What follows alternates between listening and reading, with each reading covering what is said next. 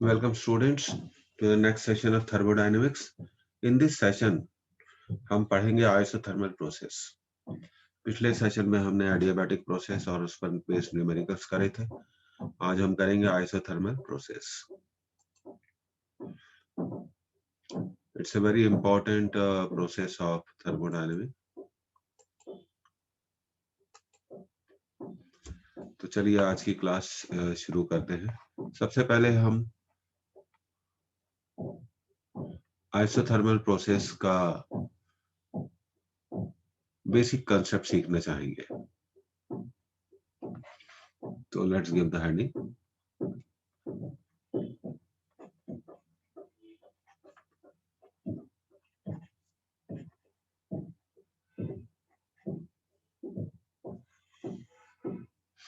The first point, in this process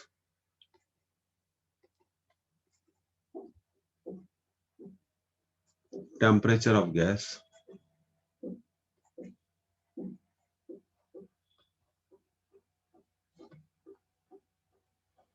remains constant. Gas का temperature constant रहेगा. तो ये इसकी बेसिक डेफिनेशन हो गई. Temperature of gas remains constant. तो ये प्रोसेस बॉयल्स लॉ को फॉलो करती है. Temperature is constant, change in temperature is 0, internal energy is also constant. So in this process the change in internal energy is 0. internal energy में जो change होगा वो 0 होगा. और बॉयल्स लॉ को फॉलो करती है तो हम कह सकते हैं PV equal to constant.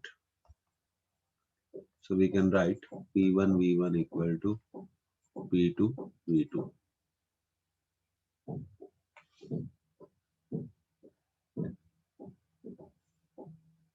So you can write all.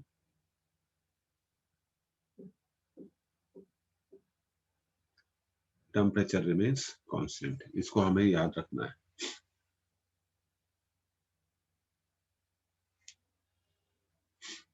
P1 V1 equal to P2 V2. तो फर्स्ट पॉइंट ये है. This is second point and this is the third equation. P1 V1 equal to P2 V2.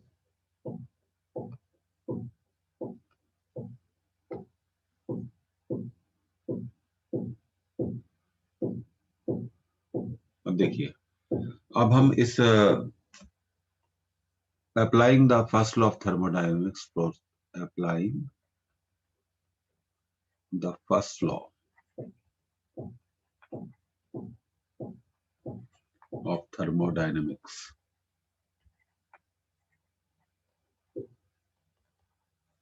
for isothermal process.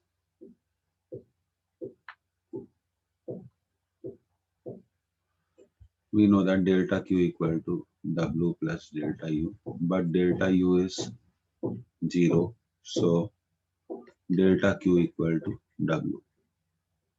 So we write it down, delta QT equal to W. आखिर delta QT क्या होगा? Heat given to the gas, heat given to the gas या heat taken from the gas, दोनों बातें हो सकती है. Heat given to the gas at constant temperature.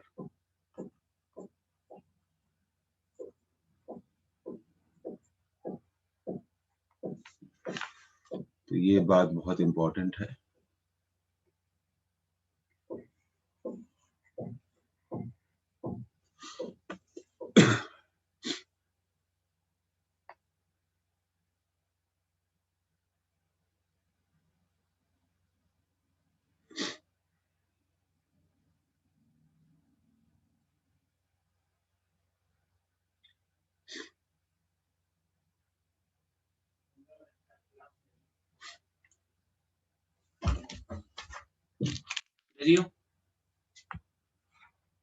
Class ले लो.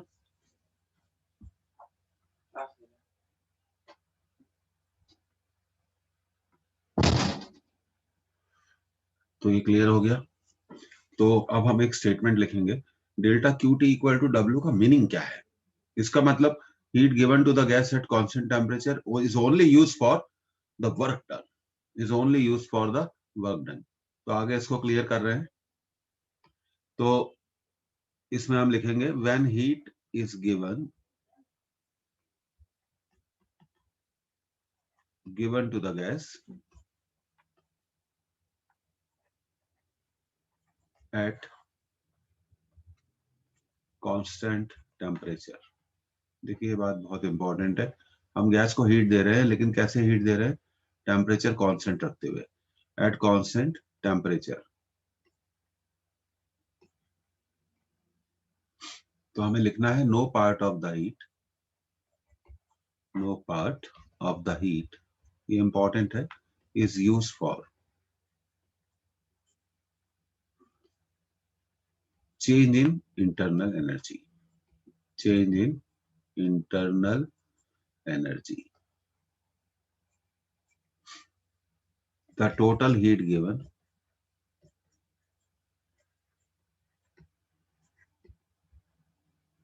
is used only for external work.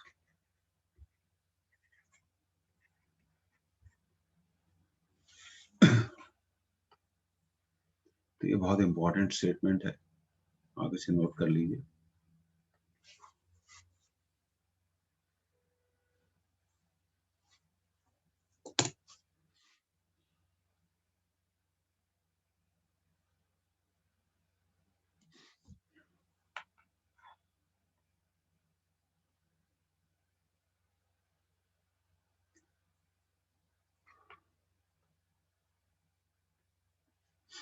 अब देखिए, अब हम एक बहुत इंपॉर्टेंट कंसेप्ट पढ़ेंगे, isothermal compression.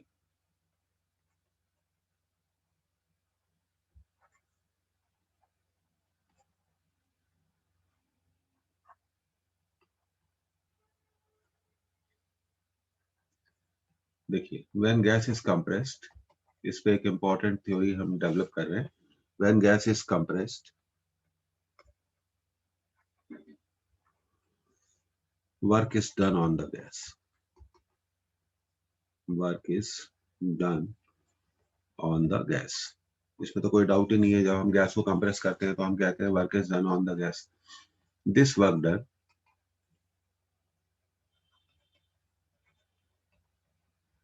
is converted into heat.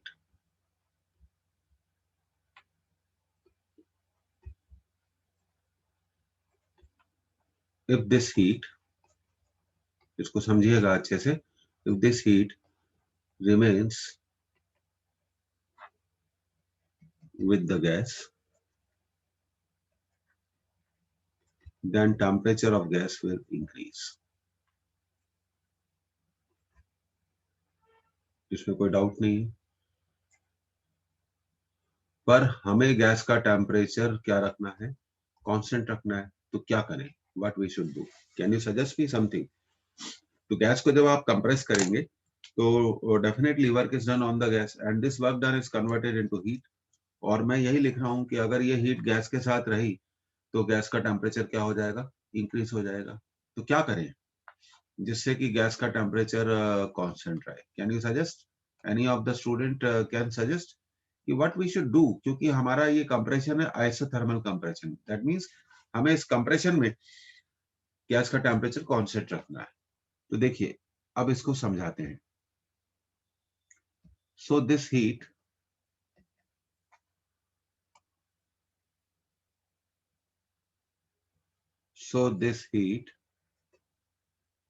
will transfer from gas to surrounding। तो ये तो पहली चीज हो गई।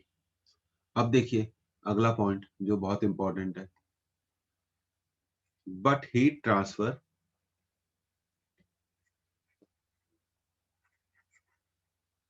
Takes time.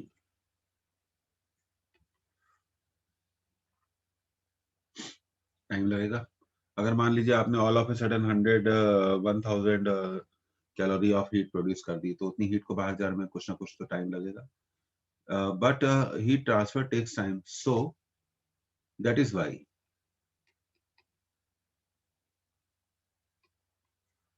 this process is carried out slowly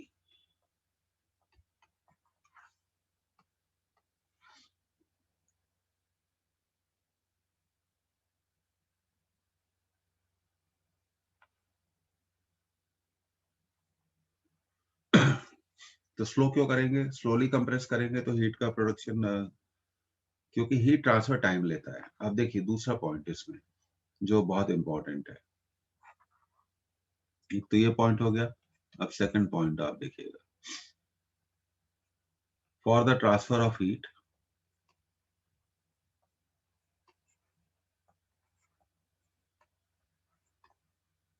container should be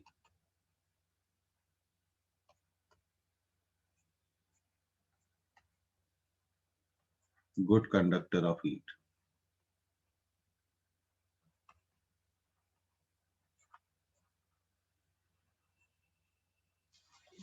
ये दो बातें हमें बिल्कुल मालूम होनी चाहिए।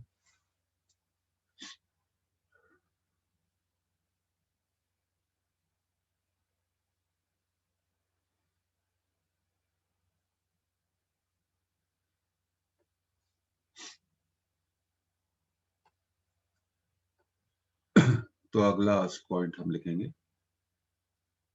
on the basis of this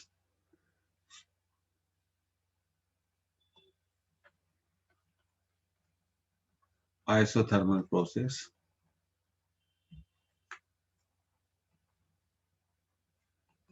is a slow process।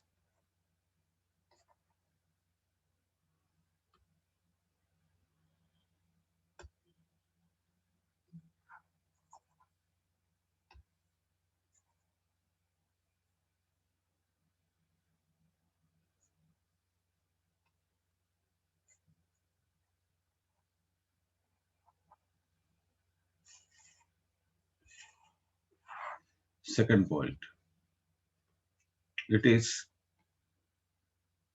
carried out in a container which is good transfer of heat। It is carried out in a container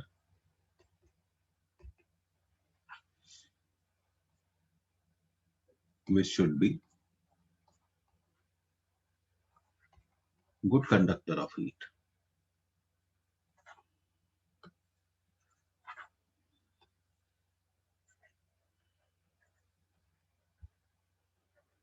good conductor of heat. तो ये दो बातें आपको हमेशा student मालूम होनी चाहिए। अब देखिए अब कुछ और बातें।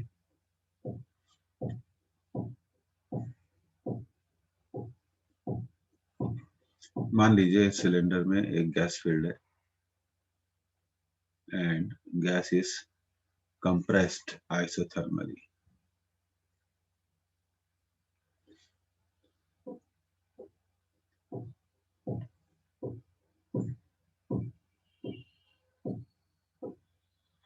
And suppose करिए what is the work done on the gas?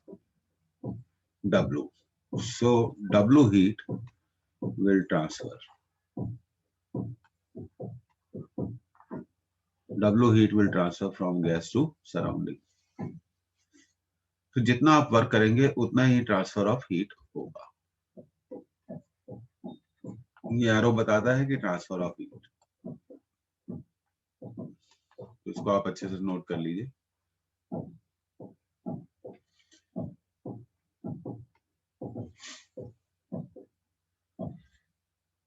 W is the work done on the gas.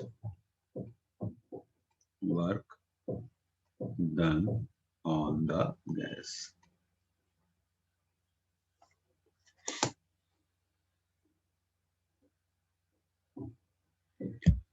तो ये दो बातें आपको आइसोथर्मल प्रोसेस में बिल्कुल मालूम होनी चाहिए.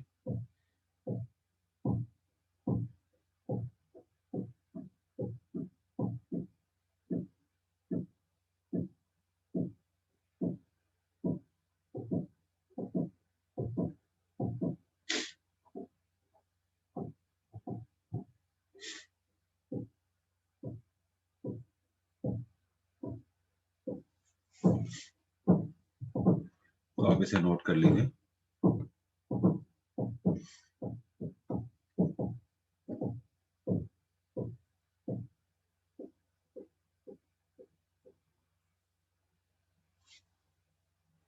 अब देखिए next point, work done in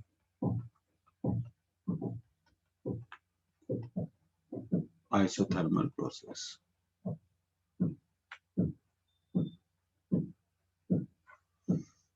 W equal to mu RT log to the base E V2 by V1. इसको हम ऐसा भी लिखते हैं mu RT ln V2 by V1 natural log.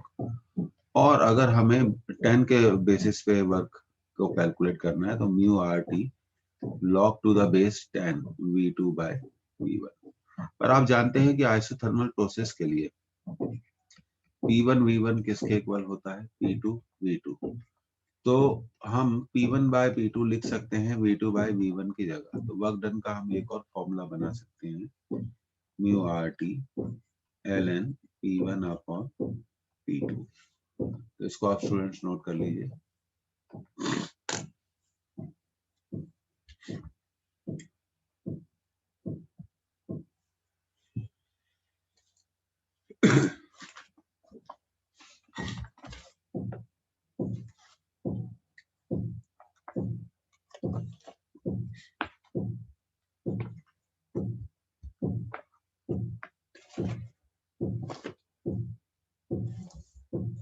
तो इस तरह से हम दोनों फॉर्मूले पर वर्कआउट कर सकते हैं. W equal to mu R T log of V2 upon V1, या हम इसको लिख सकते हैं mu R T log of P1 upon P2. अब देखिए आइसोथर्मल प्रोसेस में PV is constant. we know it very well. PV is constant. So P1 V1 equal to P2 V2 equal to mu RT. इसको थोड़ा ध्यान रखिए आप. तो work done को अब हम ऐसे भी लिख सकते हैं. म्यू RT को हम लिख सकते हैं P1 V1 ln V2 by V1. या हम लिख सकते हैं P2 V2 ln V2 by V1. अब हम वर्क डन को ऐसे भी लिख सकते हैं P1 V1 ln P1 upon P2. सारे फॉर्मेट आपको मालूम होने चाहिए. P2 V2 ln P1 upon P2. तो इतने तरीके से हम वर्क डन के फॉर्मूले को क्या कर सकते हैं, लिख सकते हैं. आप इसे नोट कर लीजिए.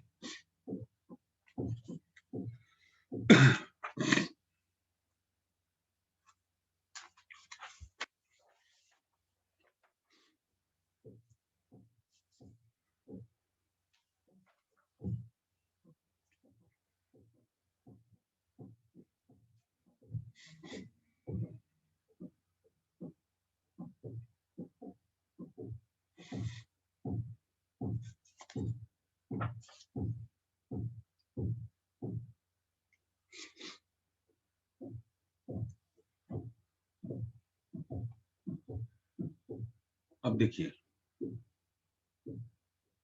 Next heading, the specific heat of gas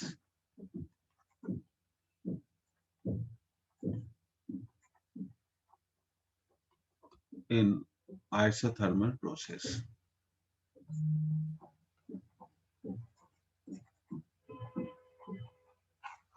आप जानते हैं डेल्टा क्यू इक्वल टू हम लिख सकते हैं एम एस डेल्टा टी। तो स्पेसिफिक हीट हो गई delta Q upon M delta T. But for isothermal process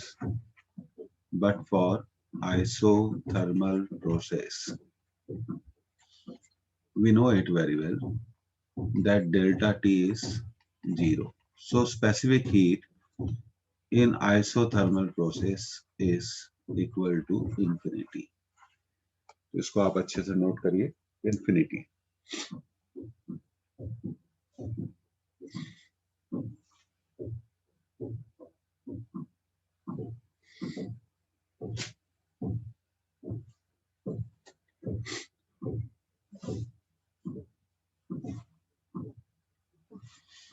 तो बेसिकली बहुत इजी प्रोसेस है, बस आपको ये सारी चीजें याद रखनी पड़ेगी। So in isothermal process the specific heat of gas is nothing but infinity. अब देखिए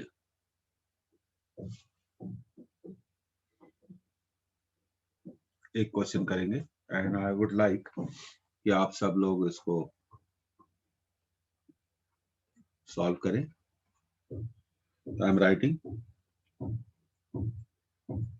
when an ideal gas in a cylinder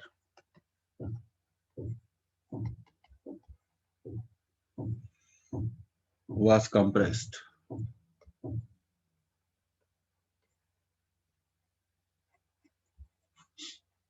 isothermally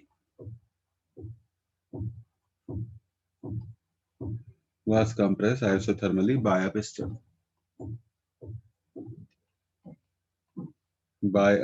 piston. The work done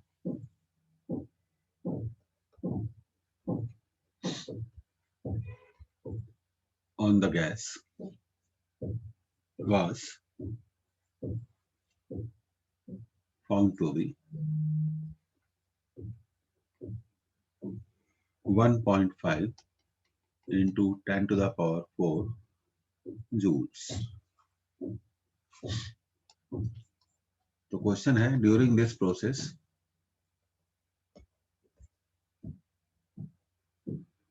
about first option 3.6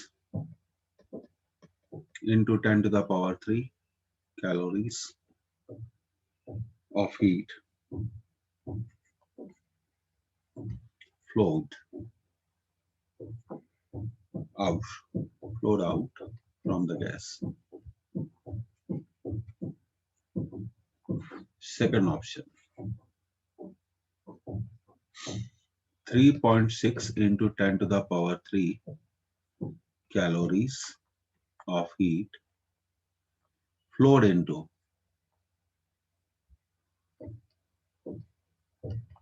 the gas. Third option 1.5 into 10 to the power 4 calories of heat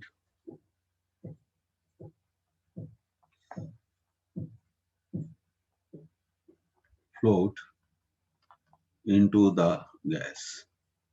And the fourth option, that is a neat question. Fourth option 1.5 into 10 to the power 4 calories of heat flowed out of the gas.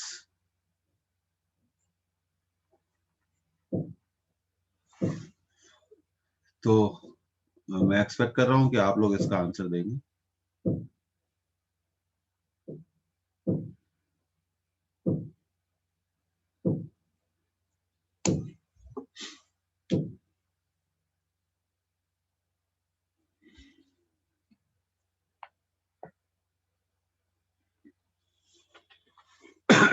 कितना work किया आप ये देखिए।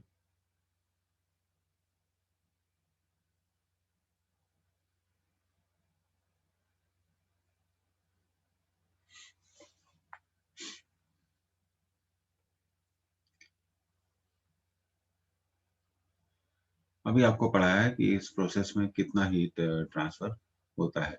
जितना हम work करते हैं उतना ही हीट ट्रांसफर होता है। पर यहाँ पर सवाल दिया हुआ है कि वर्क को दिया हुआ है जूल में और आंसर सारे किस में है, कैलोरीज में। तो जूल को हमें कैलोरी में कन्वर्ट करना पड़ेगा।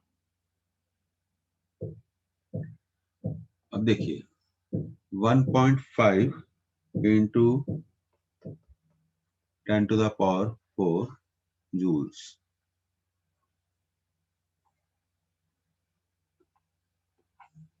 इसको कैलोरी में बदलिए, divided by 4.18 into 10 to the power 4। तो अब हमारा जो आंसर आ गया है वो किस में आ गया है, कैलोरीज में आ गया है।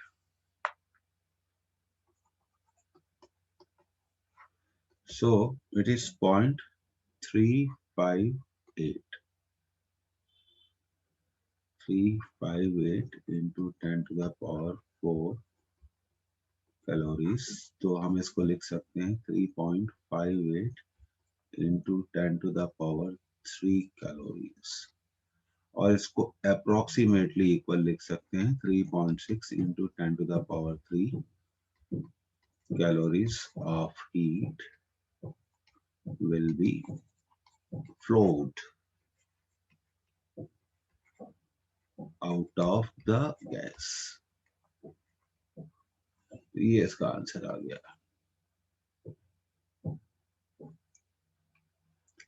तो बेसिकली जो आइसोथर्मल प्रोसेस है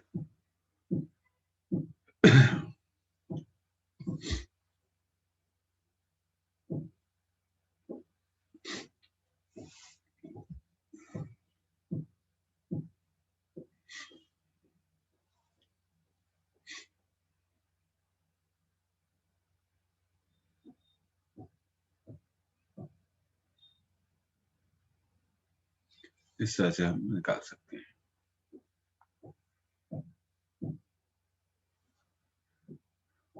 अब देखिए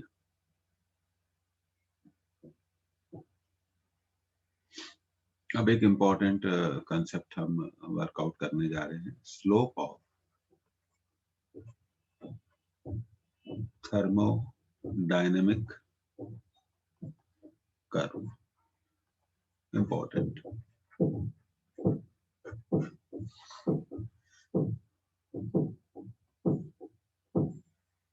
मान लीजिए अब स्लोप का कंसेप्ट पहले क्लियर करते हैं।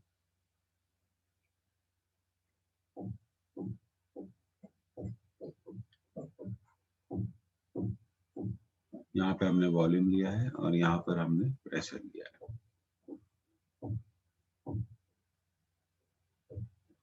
अब देखिए यहाँ हम एक थर्मोडायनेमिक कर्व ड्रॉ कर रहे हैं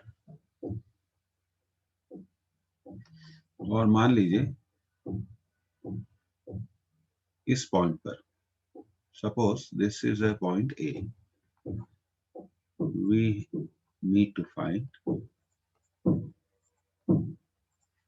the slope at point A।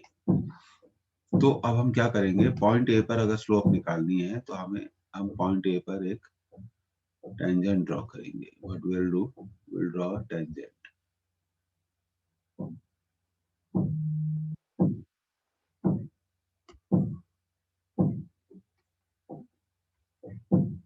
Tangent drawn, अच्छे से लिखिएगा, एट पॉइंट ए।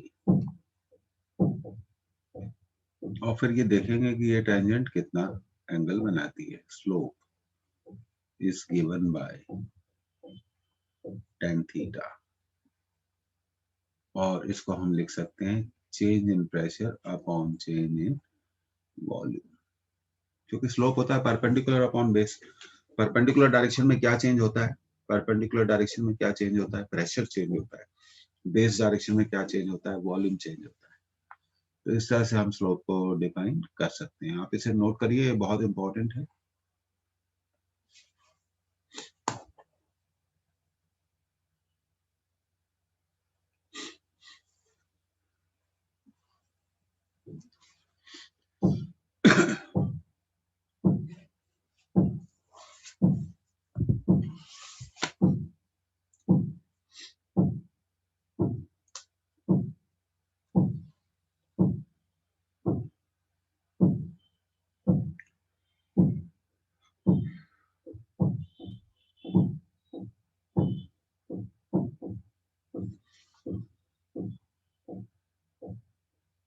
ओके, अब आपने इसे नोट कर लिया।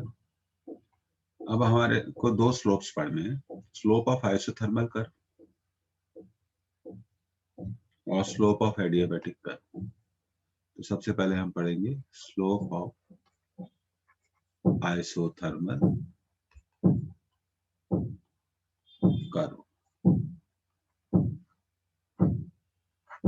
Equal to delta P by delta we.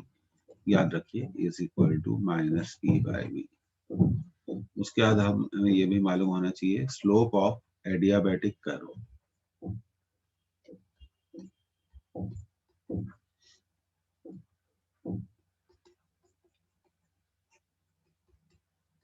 Minus gamma P by V. और इसे भी याद रखिए स्लोप ऑफ एडियाबैटिक कर्व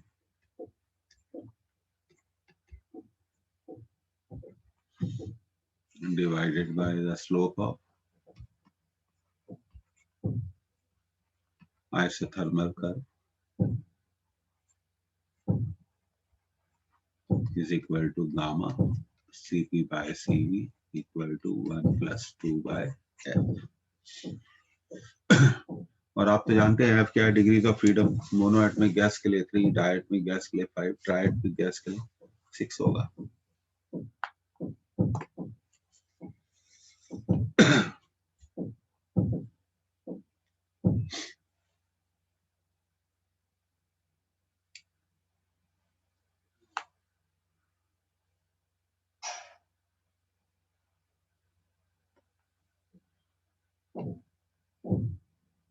तो ये आपने नोट कर लिया। अब देखिए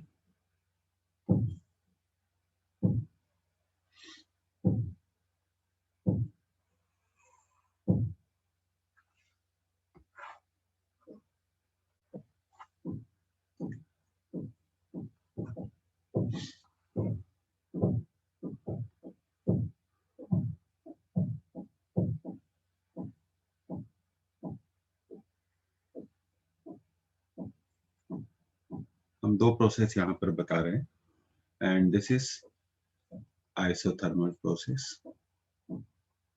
एक्सपांशन है, and this is adiabatic process।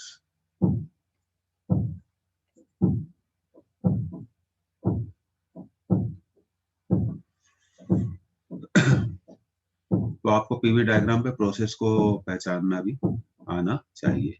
अब देखिए यहाँ एक बहुत इंपॉर्टेंट कंसेप्ट है, वो मैं थोड़ा अंडरलाइन करना चाहता हूँ। और ये जो एडियाबैटिक कर्व है ये ज्यादा स्टीप है, it is more steeper than isothermal. Isothermal के नीचे आएगी। एंड ये हम यहाँ जो बता रहे हैं ये हम बता रहे हैं एक्सपांशन, इसको याद रखें, दिस इज एक्सपांशन।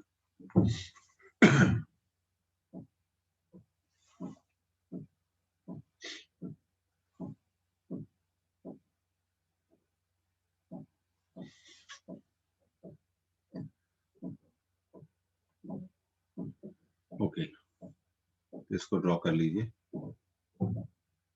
अब हम बात करेंगे अगली स्लाइड में कंप्रेशन की। कंप्रेशन में क्या होगा, थोड़ा चेंज हो जाएगा।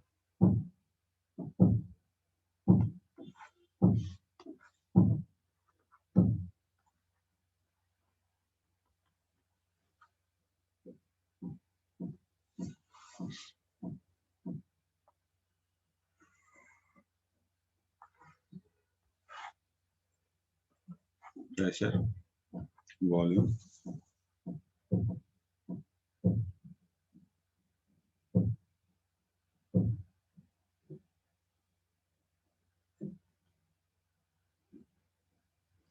compression. तो ऊपर वाला है यहाँ पर एडियाबैटिक कंप्रेशन। आप एनसीईआरटी रेफर कर सकते हैं। और नीचे वाला है आइसोथर्मल कंप्रेशन। कंप्रेशन में वॉल्यूम कम होता है।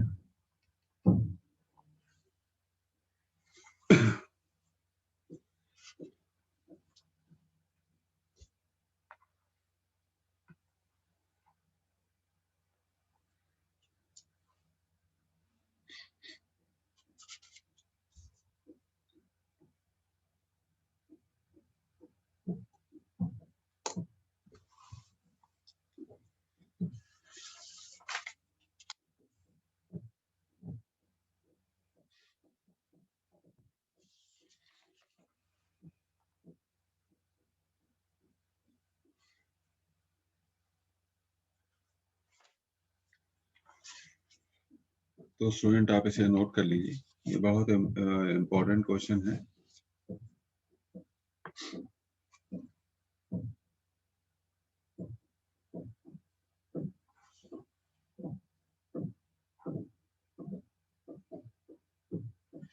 और पहले हम बता चुके हैं, फिर क्लियर कर देते हैं आपको।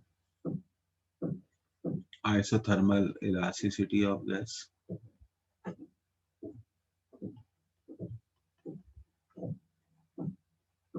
is equal to pressure.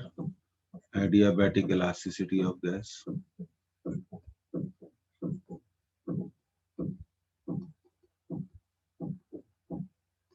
is gamma p, and you should remember that adiabatic elasticity divided by isothermal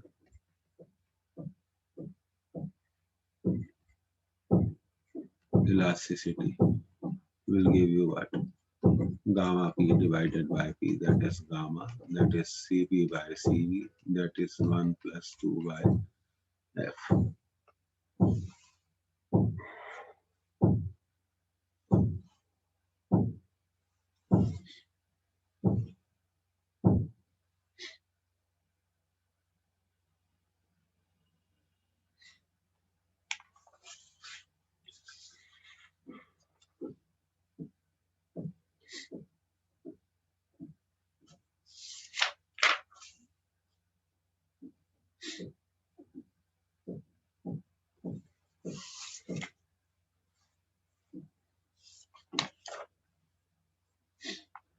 So this is clear. सबसे इम्पोर्टेंट कर्व, और एक्सपांशन में आपने देखा कि ऊपर आइसोथर्मल कर्व था और नीचे एडियाबैटिक। तो जैसे जैसे देखिए, अब देखिए मैं आपको एक और चीज बताना चाहता हूँ। ये स्लोप में एडियाबैटिक कर्व का जो स्लोप है वो आइसोथर्मल कर्व के स्लोप का गामा टाइम्स है। तो जितनी ज्यादा गामा की वैल्यू होगी, कर्व उतना ही ज्यादा क्या होगा, स्टीपर होगा, वो नीचे की तरफ आता जाएगा एक्सपांशन में। इस बात को आपको बहुत ध्यान रखना है। अब देखिए,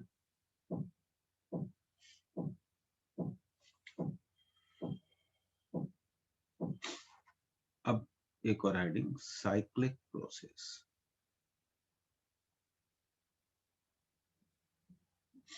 A cyclic process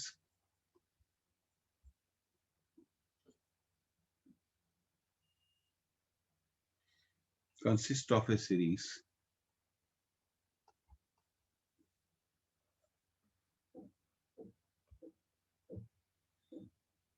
of changes. Important बात है, which returns the system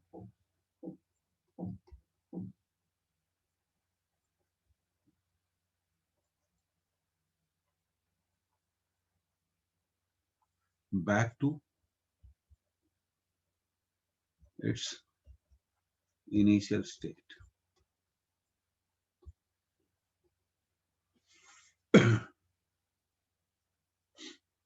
So initial final pressure is equal to initial pressure, final volume is equal to initial volume, final temperature is equal to initial temperature, final internal energy is equal to initial internal energy. So delta U cyclic is 0.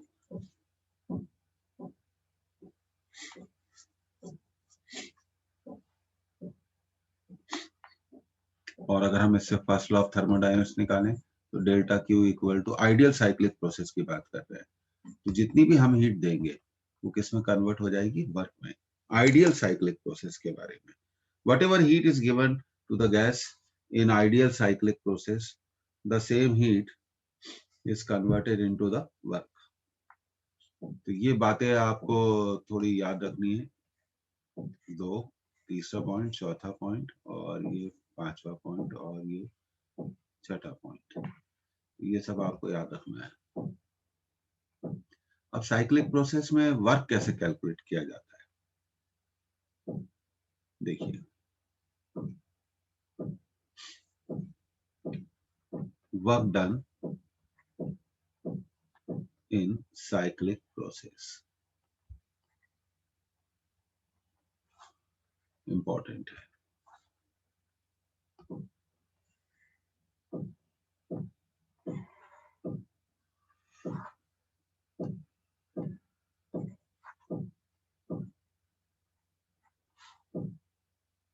Suppose gas is taken from A to B via path 1 and it returns from B to A via path 2.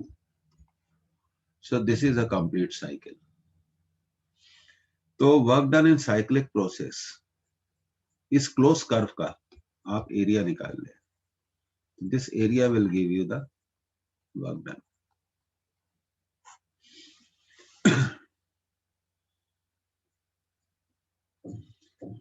अब इसमें दो बातें बहुत important होती है जो मैं आपको क्लियर करूंगा अगले स्लाइड में, आप नोट करते चलिए, बिकॉज विदाउट दिस थ्योरी हम काफी चीजें नहीं कर पाएंगे।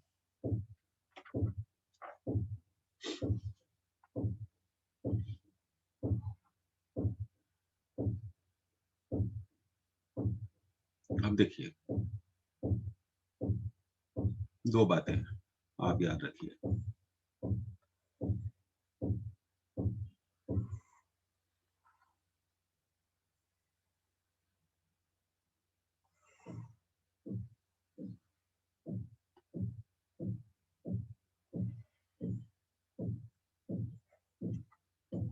गैस को हम ए से बी पर ले गए, वापस फिर बी से ए पर ले आए। तो यहां पर आप देखिए ये जो एरिया है ये देगा नेटवर्क डन, और यहाँ नेटवर्क डन पॉजिटिव है। ये देखिए आप, मैं रीजन बताता हूँ आपको ऐसा क्यों है।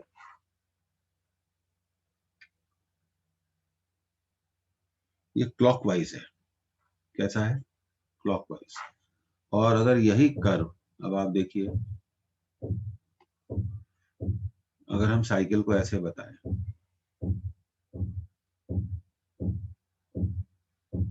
पहले हम ए से बी ऐसे जाएं, एक मिनट,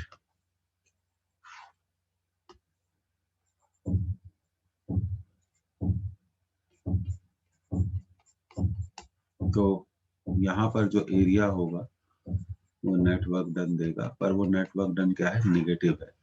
इसका रीजन है आप देखिए एंटी क्लॉकवाइज। तो दिस इज क्लॉकवाइज, हमेशा कर्व को देखना चाहिए कि वो क्लॉकवाइज है कि anti clockwise, and this is anti clockwise.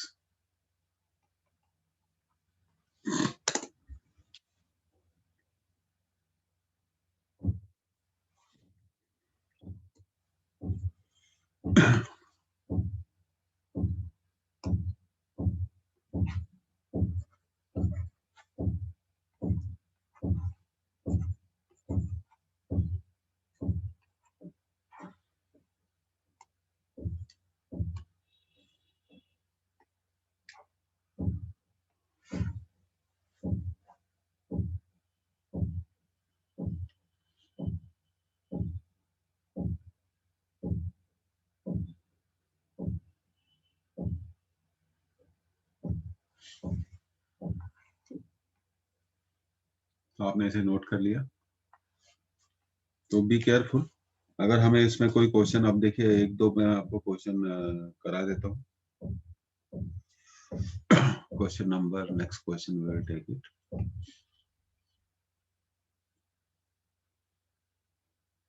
देखिए,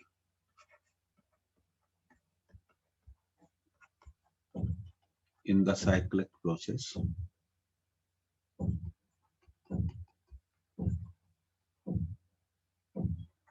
हम आइडियल साइक्लिक प्रोसेस की बात कर रहे हैं, shown in the figure.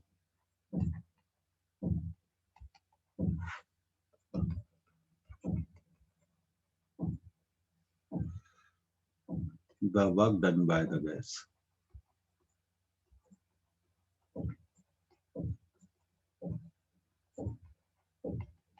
in one cycle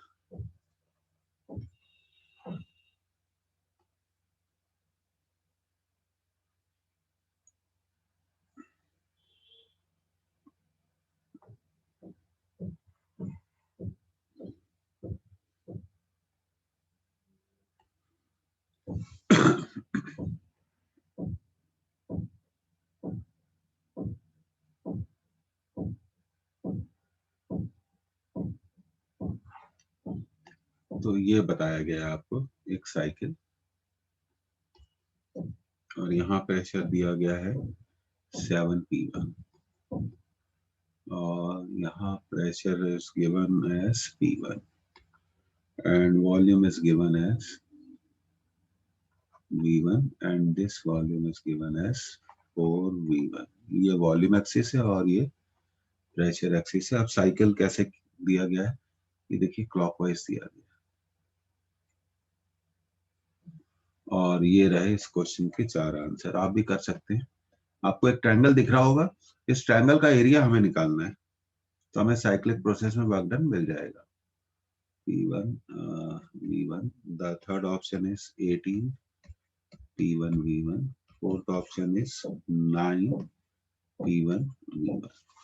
तो इस एरिया को आपको निकालना है। कितने लोग कर सकते हैं इसको?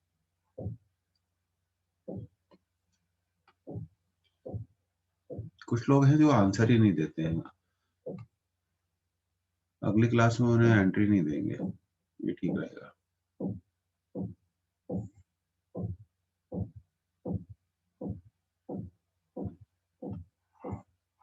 आंसर देना चाहिए। ये ट्रायंगल है तो इसका एरिया निकाल लेते हैं। चलिए, हाफ बेस इनटू हाइट, ये होगा 3V1। क्यों होगा? तो देखिए, इतना डिस्टेंस V1 है और इतना डिस्टेंस है 4V1।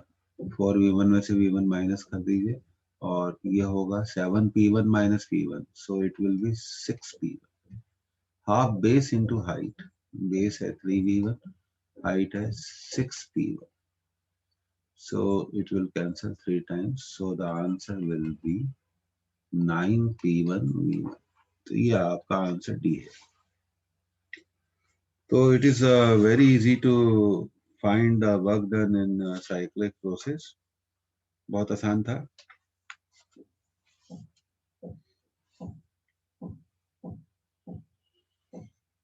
बस इतना ध्यान रखिएगा, अगर क्लॉकवाइज और एंटी क्लॉकवाइज है, क्लॉकवाइज पॉजिटिव होगा।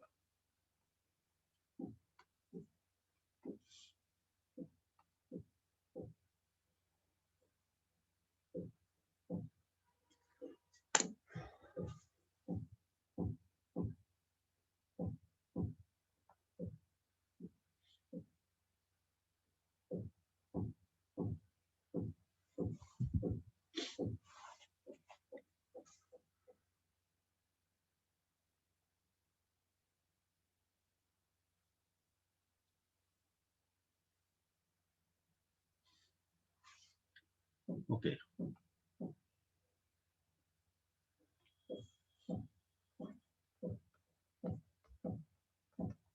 find the work done, find the net work done in the cyclic process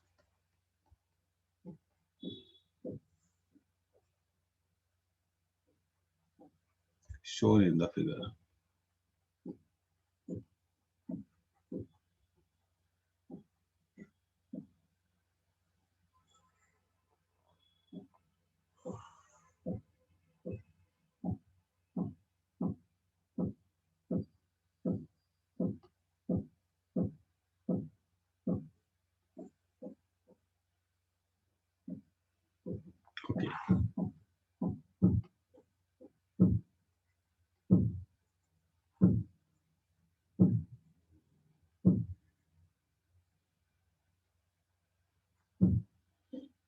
और यहाँ प्रेशर है PV और यहाँ प्रेशर है P, वॉल्यूम है 3V। यहाँ प्रेशर है 4P, वॉल्यूम है 3V और B पर प्रेशर है 4P और वॉल्यूम है V। तो who out of you will do this question?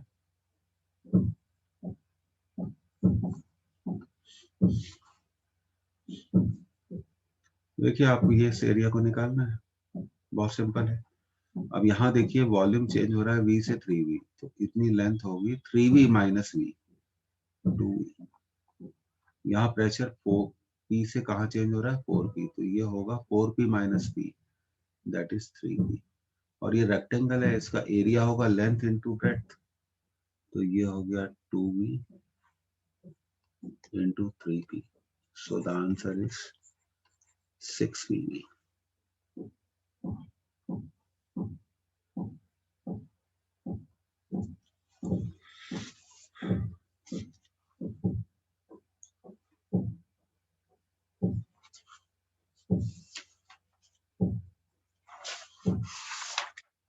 तो बस एक बात का ध्यान रखिएगा कि साइक्लिक प्रोसेस में क्लॉकवाइज और एंटी क्लॉकवाइज ऑर्डर बहुत इंपॉर्टेंट होता है। क्लॉकवाइज और एंटी क्लॉकवाइज ऑर्डर बहुत इंपॉर्टेंट होता है। अगर ये क्लॉकवाइज है तो पॉजिटिव है, अगर एंटी क्लॉकवाइज है तो फिर हम उसे क्या कह सकते हैं, नेगेटिव है।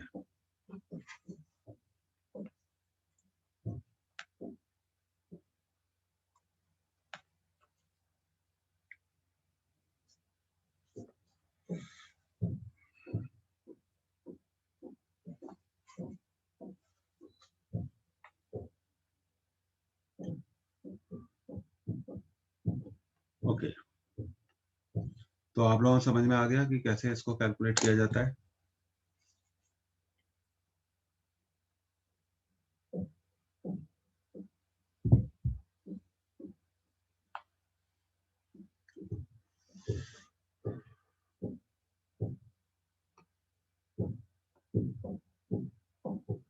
ऐसे हम बहुत अच्छे क्वेश्चन भी करेंगे। अब देखिए एक बहुत अच्छा क्वेश्चन करने जा रहे हैं हम लोग। पीवी प्लॉट्स इंपॉर्टेंट, मेथड पे ध्यान देंगे। PV plots of for two gases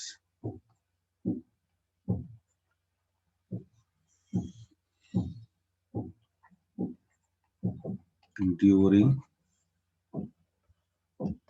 adiabatic process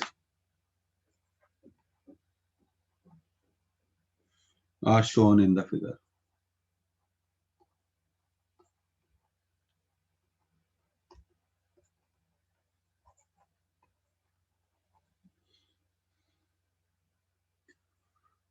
Plot 1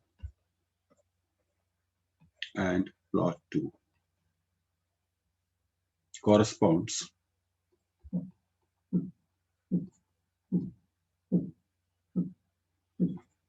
respectively to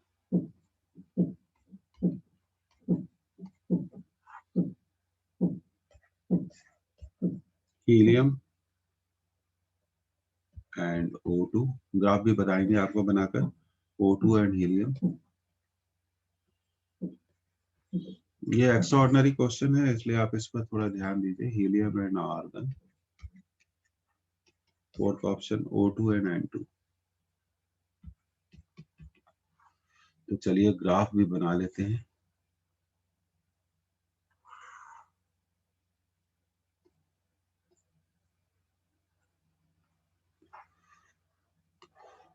Pressure, volume, and here is the graph.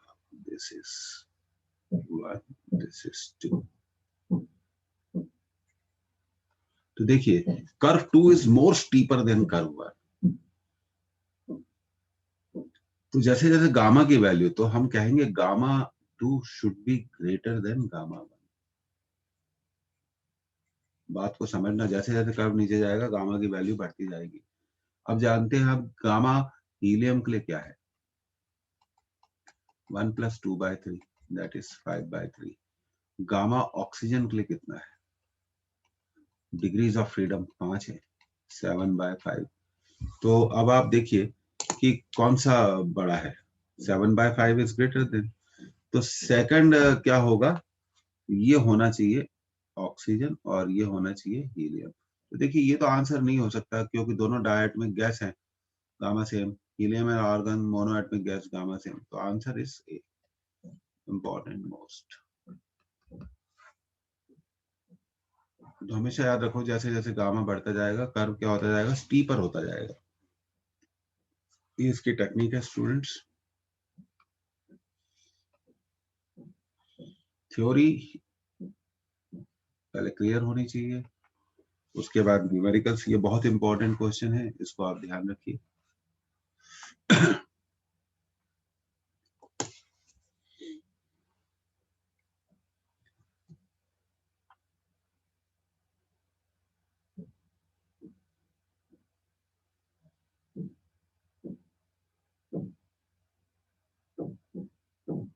तो अब एक बात क्लियरली समझ में आ जानी चाहिए सभी को,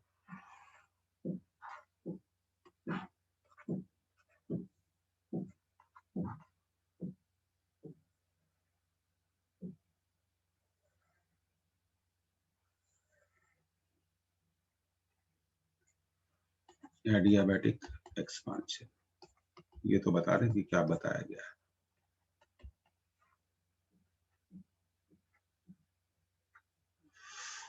gamma 3 should be greater than gamma 2 should be greater than gamma 1। अब ये बन गए आपके परफेक्ट नोट्स।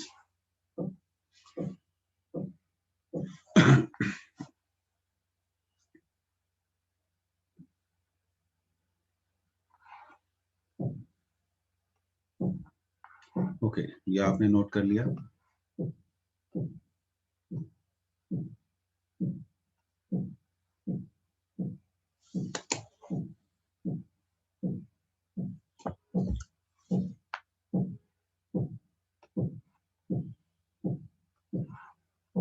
सिंगल सेशन होगा स्टूडेंट आज का, आप इसको रिवाइज करिए।